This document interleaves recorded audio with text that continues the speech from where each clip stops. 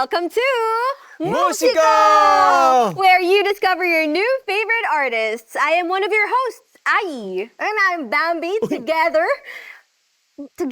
i-update natin ang playlist nyo with new music that is 100% clean and certified rap. That's right, Bombi! Hello, Ai. Kamusta Grabe naman ngayon? energy. Siyempre naman, di ba? Dahil starting today, mga best friends, unti-unti na naming i-reveal sa inyo kung sino-sino sa 12 semifinalists ang napili ng ating mga hurado na makausad sa Grand Finals. Hello, ako po ulit, si John Lucas. Paano kaya nila nalaman na finalist na sila? Ay, sasabihin natin. Ay, okay. Ay, sorry. Hindi. Well, we have this tradition here in Musico called homecoming. Tatlong boses, tatlong puso, pero isang mensahe ng pagpapaalala ng importansya ng pahinga at pagpapatuloy sa paglaban sa mga hamon ng buhay. Please welcome to sing their song Pahinga, Gerald Nakita, Audrey Rosales, and Sofia Laha. Pag napagod magpahinga, manalangin tapos laban pa, magtiwala sa magagawa ng Ama. Pag napagod magpahinga, sa gitna ng paglalayag, di ko na maninag, isa lang na pupuntahan. Maluhay nag-uunlakan, kasabay ng patak ng ulan, alam kung nasaan. Hey, yo, bumabagyo at malakas ang alon, madilim ang paligid, paano ba ako aahon? Nagtatanong ng malakas, paano tatakas? Pinipilit lumakas, may pag-asang gagaan ang pinadaraanan. Ipapanalangin ko lang.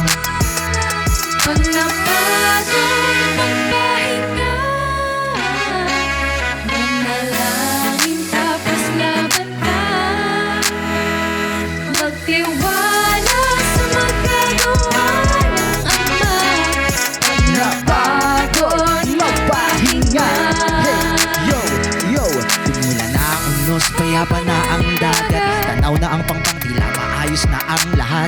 Naririnig ang sigawan, palakpakan, walang tigil silang nag-iiyawan. Sasalubong ay yakap at ito'y inaya kahit mahapit. naniwala, nagtiwala, umasa, ang Ama ang tanging pag-asa. Oh, lumabas sa may pampang, lahat sila'y nag-aabang. O lahat ay posible, basta magtiwala sa Kanya. Oh, lumabas sa may pampang, lumabas sa kita. O lahat ay posible, basta magtiwala sa Kanya. Pag napagod magpahinga, manalangin tapos laban pa, magtiwala sa magagawa ng Ama. Pag napagod magpahinga, pag napagod magpahinga, manalangin tapos laban pa, magtiwala sa magagawa ng Ama. Pag napagod magpahinga.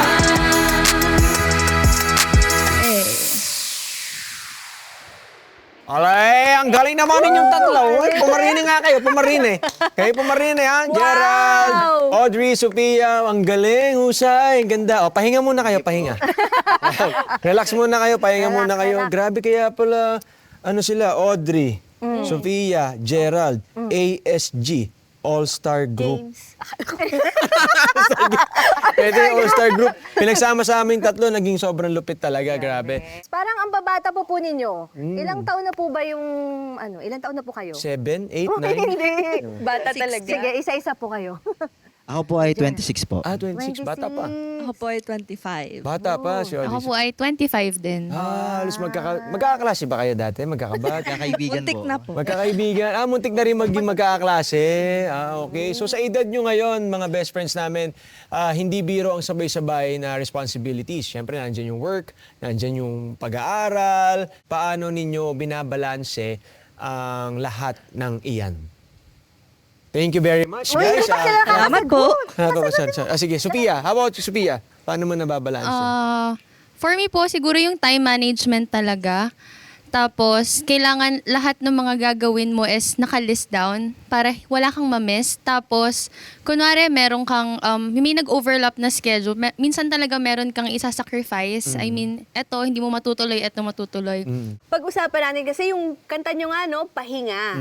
So let's say talagang na-burnout na kayo sa work o kung ano man pinagkakaabalahan nyo, paano kayo nag-recharge? Ano ba yung pahinga ninyo?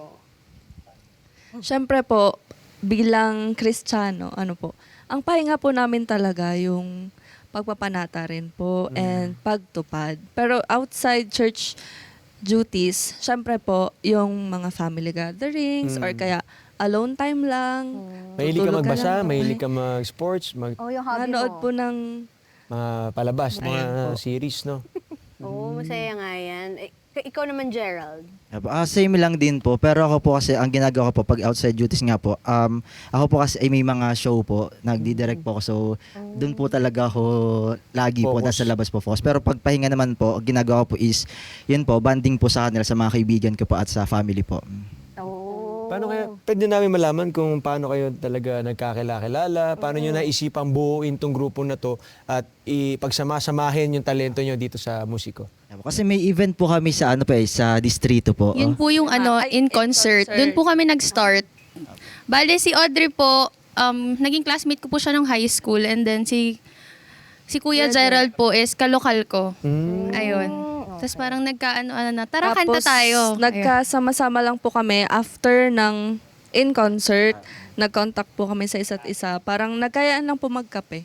Oh, Ayun. Tas- Ang laking Tas kape ayun talaga, siya. ang laking bagay nung kape. Makapagkape nga tayo. Oo nga eh, ice americano. Gusto ko. Yan yung barkadahan na masaya eh. Yung talagang nakakabuti sa atin. Tingnan mo, ang binunga sa inyo, nakabuo kayo ng kanta, tapos umabot pa kayo sa Musiko Season 4. Galing. Yes. So, Congratulations. Since sa Thank you pag-uusapan po. na rin natin yan, let's revisit one of the most meaningful milestone in their journey.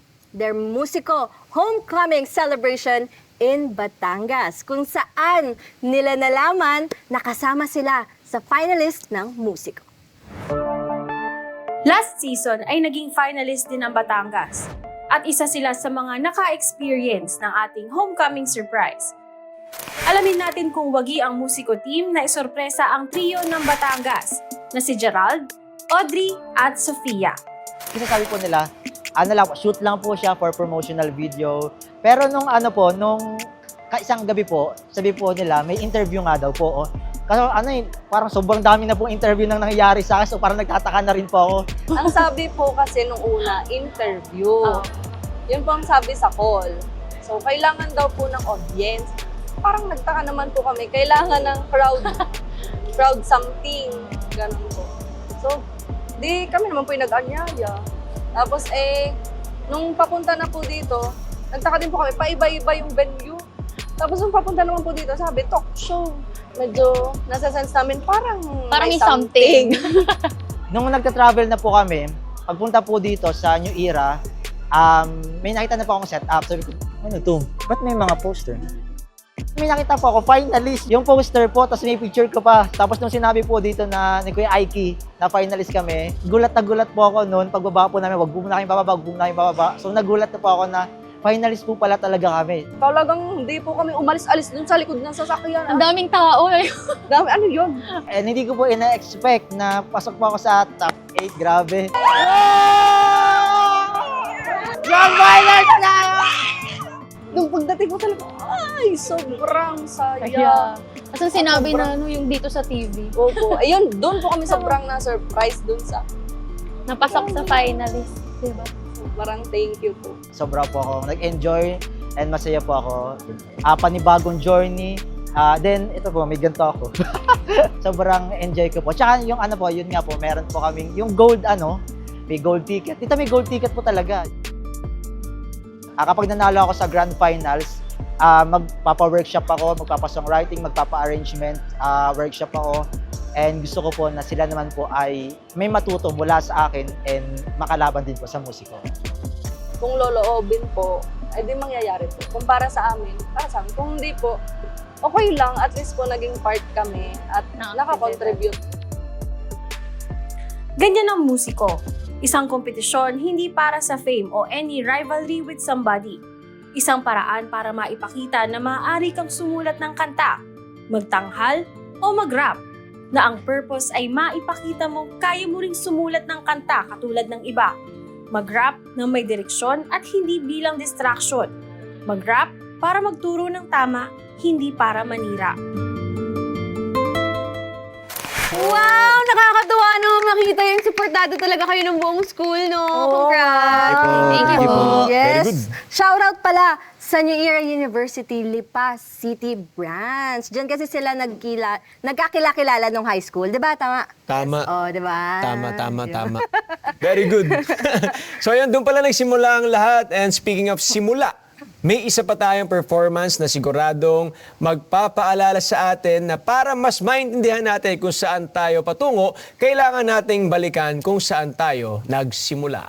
Tama. Mahalaga na lagi nating maaalala na kahit anong mangyari, may lakas sa pagbabalik tanaw. Sometimes, the best way to move forward is to look back. Ang profound. Wow.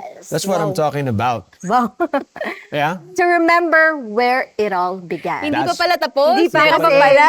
Yun. Meron pa. What else? That's exactly what this next performance is all about. Wow. O, Englishin mo rin ako. Wow.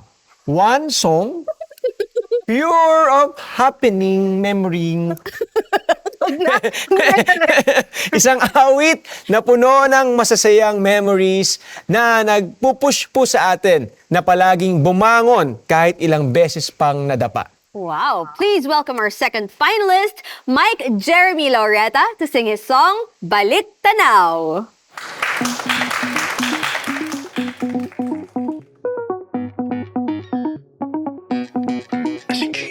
Magbalik tanaw, magbalik tanaw, magbalik tanaw, magbalik tanaw. Kaya wag nang hihinto, wag kang hihinto, tuloy-tuloy, wag kang hihinto, wag nang hihinto. Magbalik tanaw sa mga alaala, ang mga pagsubok, kalungkutan ay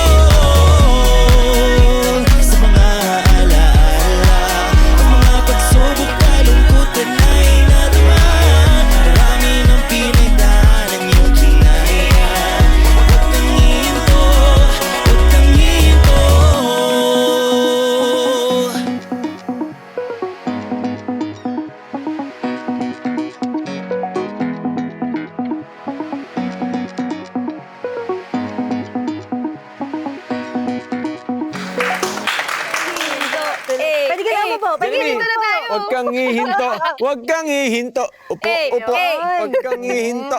Huwag kang hihinto. Ang ganda naman. Grabe, ang ganda. Catchy, no? Sobrang galing. Mike. Thank you po. Grabe yun. Ibang klase yung binigay mo. Alam mo, bawat salita, ramdam.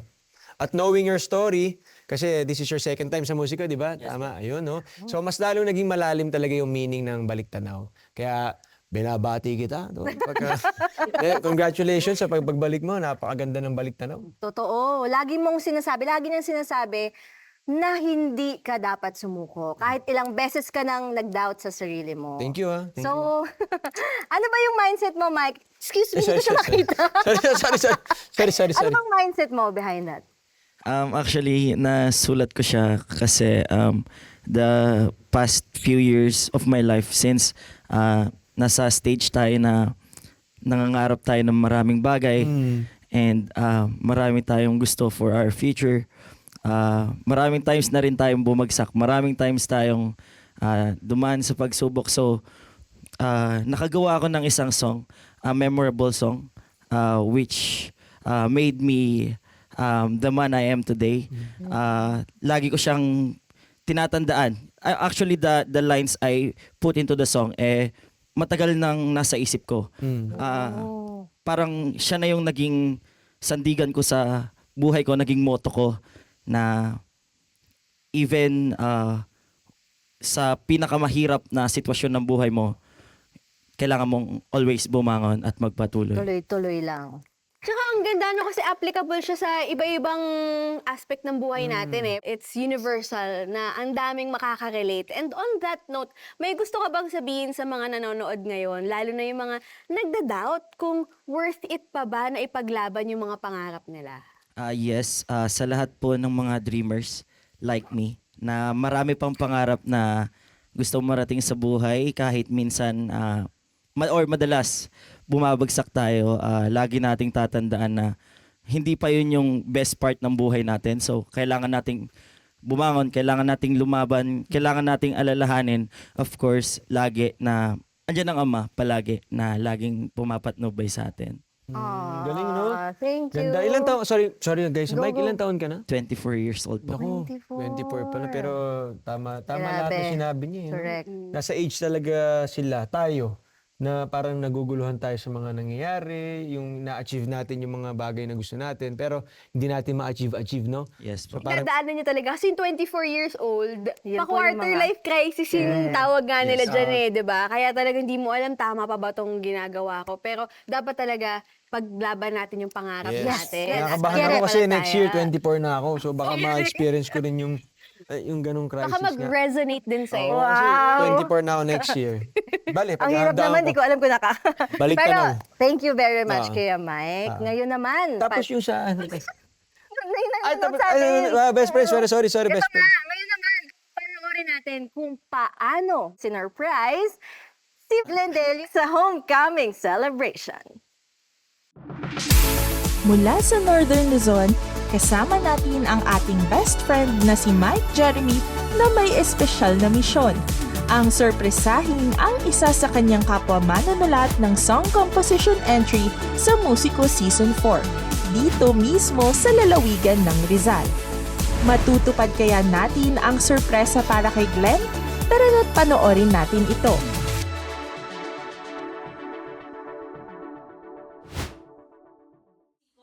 Season 4.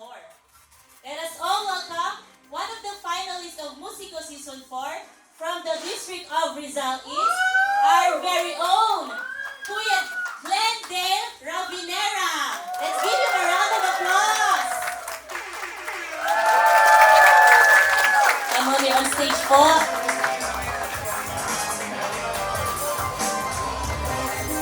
Hello po, Kuya Glenn. Kumusta ka po? Okay na naman po. Ano pong pakiramdam nyo ngayon? Pinagandaan po pala. Opo nabigla din ako. Nasimulan mo na ang hapang kalagitnaan na pumunta sa pag-usal ang hindi sa mga hirap. Sa gumala, sa paligid, sa buhay, ay nangangin, at Bakit pagsimuling tugmang-tugma na ang panahon, mga dating pinangarap ng nabigyan na katotohanan. Yung lahat na pinagdaan, sandalan at tiwala mo palagi manalangin, pinasahan, sumubok mabati ngayon, abot na naman ang pangarap. Pagtangin ko, pagtangin ko, tuloy ko. Ilan po kasi kami nagkita, pasensya na po. At ayun na nga, mission accomplished! Tagumpay ang ating surprise homecoming para kay Kuya Glenn. Mula Isabela, sinamahan tayo ni Mike Jeremy upang personal na pasayahin ang kanyang katandem sa pagbuo ng kanilang rap para sa Musiko Season 4. Unang-una po sa lahat, nagpapasalamat po ako.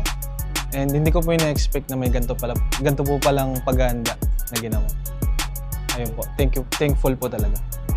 Overwhelming po at sobrang saya ko kasi yun nga po yung sinabi ko kay Kuya Glenn dati na iba yung experience nitong musiko segment, kaya nagpapasalamat ako ulit sa bumubuo ng Musiko Season 4 na nailalabas po yung talento ng mga kapatid tulad po namin na mahilig sa mga music, sa paggawa ng mga kanta, at nakakapagpatibay po ng pananampalataya at mas lalo pong nai-enhance yung talent ng mga kapatid. Isang araw na puno ng saya, sorpresa at inspirasyon mula sa mga manunulat ng musika na hindi lamang nagbabahagi ng kanilang mga talento, kundi ang mga awitin na kanilang isinusulat ay nagpapalakas din ng ating mga loob. Kaya't abangan natin ang mas matindi pang pasabog sa Grand Finals ng Musiko Season 4. Sa Grand Finals, abangan niyo po yung magiging pasabog ng performance po namin. Ang galing! Ang galing! Yes! Si Glendale yung sinurprise ni Jeremy. Baliktad. Diba? Tama. Dito mo ako. Tama, Si tama. Mike, si Glendale, yun yung collab mong arranger. Oh, uy, shout out kay best friend Glendale. Oo. Hello. Sana nanonood ka. Ang galing ng pagka-areglo mo sa Balik Tanaw, Yes. diba? Super catchy. Yes. So Grabe. best friends, don't forget to watch and re-watch this season's performance videos at nasa INCTV YouTube channel na yan. Yes, that's right. At kung excited na kayong i-update ang playlist nyo, abangan nyo ang top 8 songs sa Spotify. Spotify. Yes! I-upload yan after ma-reveal kung sino-sino sa mga best friends natin ang uusad sa Grand Finals. Yes, pero pwede nyo ring balikan ang mga favorite musico songs nyo from previous seasons dahil po ay naka-up na rin sila sa Spotify. Wow! So ito na best friends, konting tulog na lang, Grand Finals na! Kaya Excited na ako. make sure lagi kayo nakatutok sa musiko para suportahan ang inyong pambato. Ako po si Ai. Let's keep supporting music with purpose at mga artists na may puso at talent dito lamang sa favorite show nyo where you discover new music and new artists who give you good music. Ako po si Bambi. At ako naman si John Lucas. See you again next week, same place, same time. Tuloy-tuloy lang po ang panonood at suporta dahil malapit na nating makilala kung sino ang susunod na tatanghaling Grand Champion. Dito lang sa Musiko! Season 4 Musiko Season 4 Musiko Season 4 Musiko Season 4